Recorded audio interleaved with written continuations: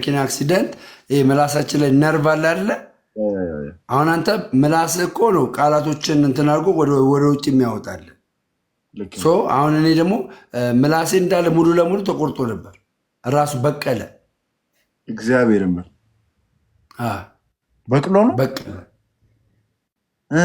በቀለ። አንተ ድጋሚ እንትን ልታደርግ ነው እንዴ? አንተ ደግሞ በጣም ትገርማለህ። ቪዲዮ ልታሰራብኝ ነው? የምን ቪዲዮ? እኔ እግዚአብሔርን ስለማላቅ ነው። እሺ ደም ለቃታ ልጆስ በውስጥ በቃ ፎቶ ብለህ ላክልኝ በውስጥ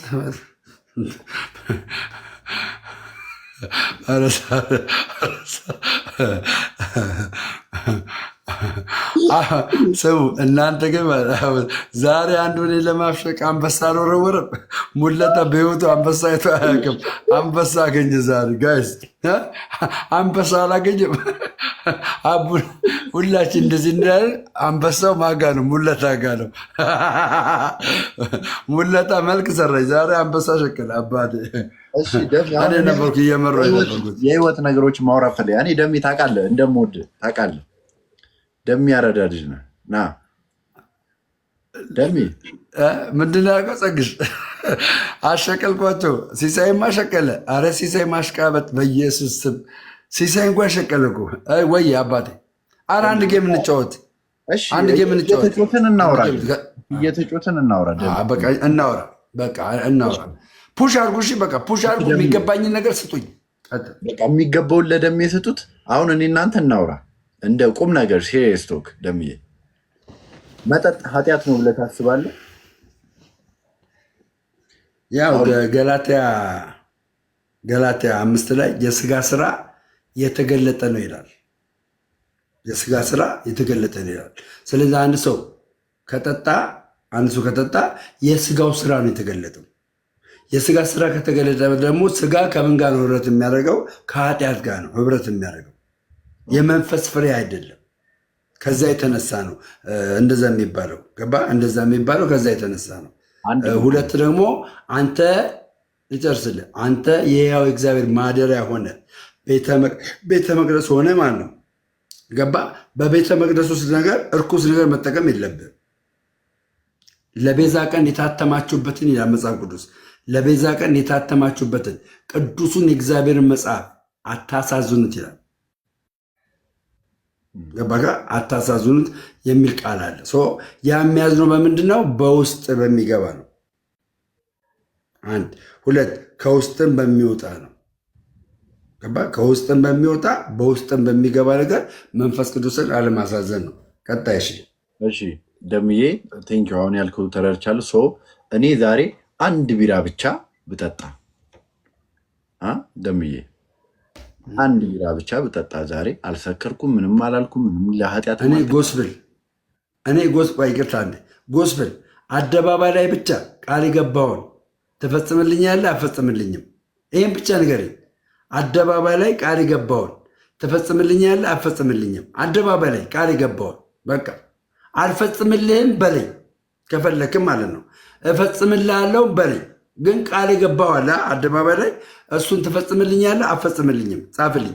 ቀጥል፣ የእግዚአብሔር ሰው ቀጥል። ብራዘር ሊ እሺ ወንድሜ ደምዬ ካቋረጥከኝ ስሜቴ እንደመቋረጥ ያክል ነው የሚሰማኝና ዞር ብለህ ድፈው። ይቋረጥብን ነው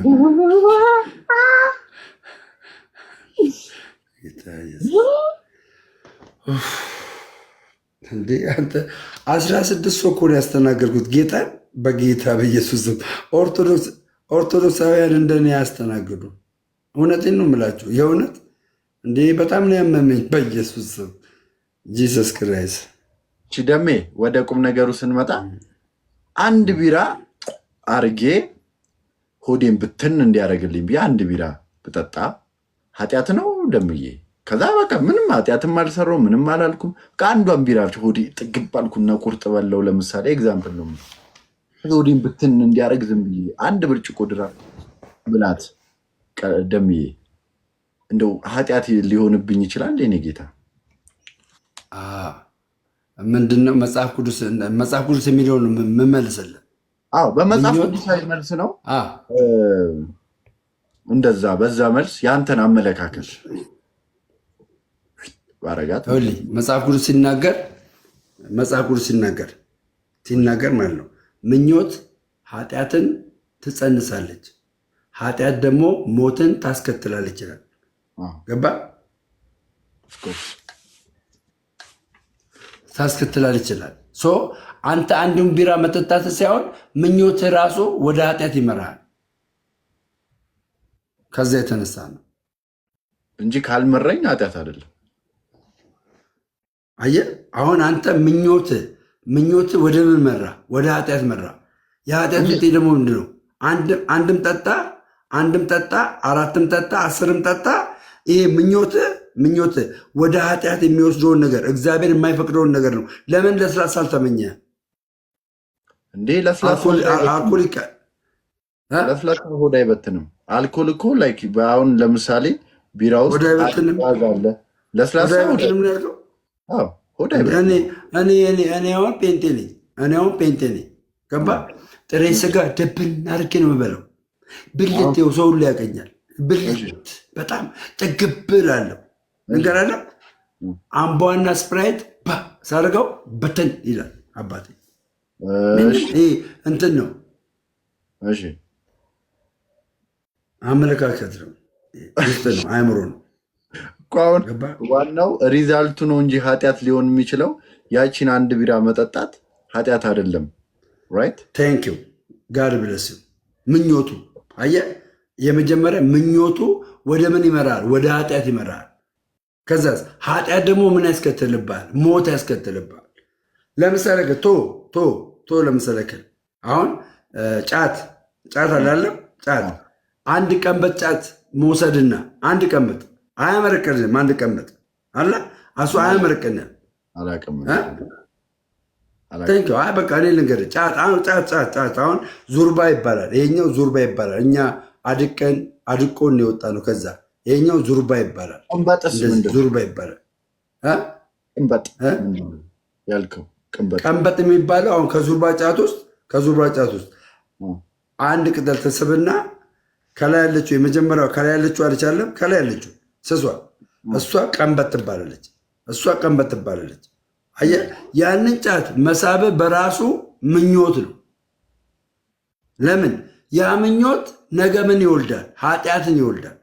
ስለዚህ መመኘት የለብን፣ መራቅ ነው ያለብን። እንድትርቅ ደግሞ ምን ተገልጦልሃል? ዓለማዊ ምኞትን የሚያስገድበትን የእግዚአብሔር ጸጋ ተገልጧል። ቲቶ 2:11 ይህ ጸጋ ገፍተህ ነው የምትሄደው። ፍቃድን ከጸጋው በላይ አድርገህ ነው የምትሄደው። ገባ? አድርገህ ነው የምትሄደው። አንበሳ ወርድልኛ። በቃ ብራዘር፣ ለእኔም አንበሳ ወርድልኝ። እሺ በጣም ቀጥል። አሁን ስለመጠጥ ያለንን አመለካከት አሁን እየቀየርከው ነው ወንድማችን እና